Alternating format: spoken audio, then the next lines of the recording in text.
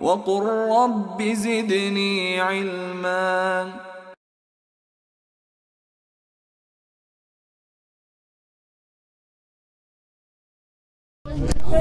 Well, you went to the World Society and said, lend me money for a house, they go 3 to 4 times your annual income and no more. So we as a government already owe 4.5 times, so who's going to lend us any more money? It also means that if you're in a crisis, there is no reserves to get you out of it. So we are very vulnerable to the next crisis that occurs as a nation. When you look at our electoral system, well, the last election, 12 million people voted Tory, and that got them into government. 4 million people voted UKIP, and they got 1 MP. Just under 4 million people voted Scottish Nationalist and Liberal, and that got them 60 Scottish Nationalist MPs and 8 Liberal MPs. That is clearly not a fair system. And then when you get to the House of Lords, the House of Lords is broken. We have 500 peers. It's the largest unelected legislative chamber in the world. And if you look at it, our forefathers set them up to have the Lords Legal, the Lords Theological and the Lords Terrestrial. The Lords Legal were there to solve the most difficult cases, and they've now been spun off into the High Court. The Lords Theological were there to set a moral background and to say where God was taking us in the future. Excuse me. But as now they've got so many internal disputes.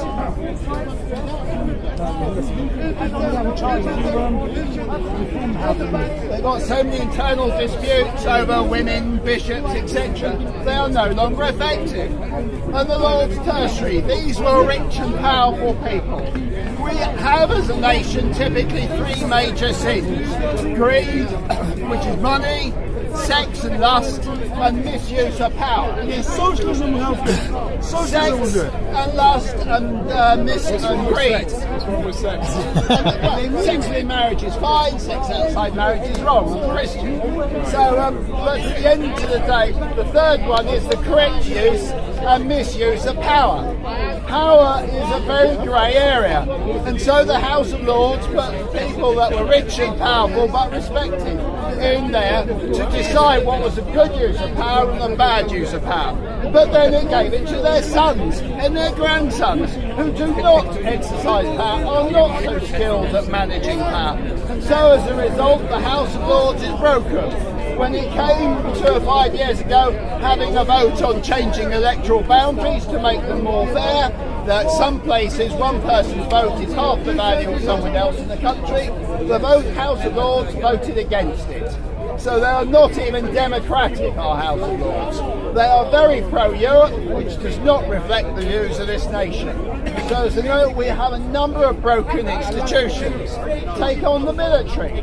Well, the last general election, no one party said they would spend 2% on the military. They all backed off from that commitment. Yet we see Russia heavily growing in its military forces. There is a 1930s, there's a rule that works out that it takes 10 years to build up for a major war. This is a graph of military expenditure in local currency units, because a Russian soldier is a lot cheaper than an American soldier, but both can kill us equally as well. So at the end of the day, you can see this is the Russian expenditure in grey, the yellow, orange is the American expenditure, yellow is the Chinese expenditure, and flat on the bottom is Europe and Britain. We are not preparing, and yet other nations are quite clearly preparing for a next major war. And yet we have ISIS and the Taliban and many other people that wish to do us harm. And so we as a nation are very unprotected. When you talk to the air forces, ask them how many planes you've got, and they'll tell you 100 and something. Then you ask them how many planes can take off today. Only about a third of their planes can take off, because they're hollowed out. They're waiting for spare bits or waiting for munitions. When we fought the first Iraq war, we sent 100 planes out to fight that war. In the second Iraq War, we sent 8. In the Libyan War, where we decided to join in, we couldn't even get the planes there without the Americans supplying us refueling. And after 2 weeks, we'd run out of munitions and we'd had to buy them off the Americans. So at the end of the day, our forces are hollowed out. We are in a very weak state. There is a number of broken institutions in this nation. And so the years of Jesus blessing this nation are coming to an end.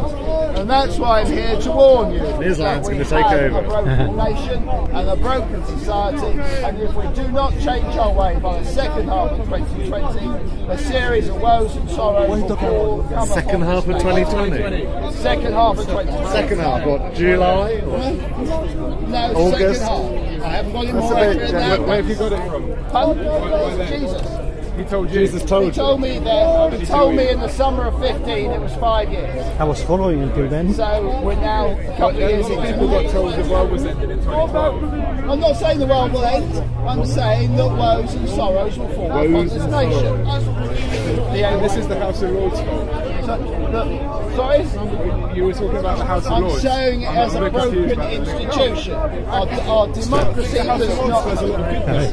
Does it? What good does it do? The House of Lords have bishops in there as well. People on your The side. House of Lords, like, you're talking about sex being wrong, like outside of marriage, but like House of Lords, they just recently put compulsory sex education into a bill, the Children and Social Work Bill, and like that wouldn't have been there if it wasn't for like for them. Like that wasn't going through in the Commons. So, there's a lot of good is it stuff up with to the Lords government as to well. educate our children or the parents to educate their children? Well, look at most What parents. if you don't have good parents? Well, yes, but there is also the church and other institutions to educate. We want to educate our children in churches. Yes, Sex why not? education in churches. We have done it for generations. It's worked pretty well for the history done of this other things nation. for generations. The whole schooling education system came out of Sunday school. In the early 1800s, only the wealthy got educated and everyone else didn't. The church then said, we are going to teach Sunday school and we're going to teach people to read. When it first started, then in about 1815, there was only 20,000 attending Sunday school. By 1830, there were 4 million kids attending Sunday school, and as a result, state education for everyone came about. It's one of the things Christianity has given this nation, that they decided to teach ordinary people to be educated, and we have all benefited from it. So that's part of our Christian heritage. We look at another part of our history and heritage is in 1647. After the Civil War, there was a prayer meeting in Putney Parish Church that landed up in a thumping great row. So they landed up having a debate. And out of those debates was the foundations of freedom of speech. The Romans had freedom of speech, the Greeks had freedom of speech, but since then it got lost. That is a founding principle in this nation, and that's why we are here today, that we can use that freedom of speech. Otherwise, the powerful will always shut us up. You also, democracy came out of it.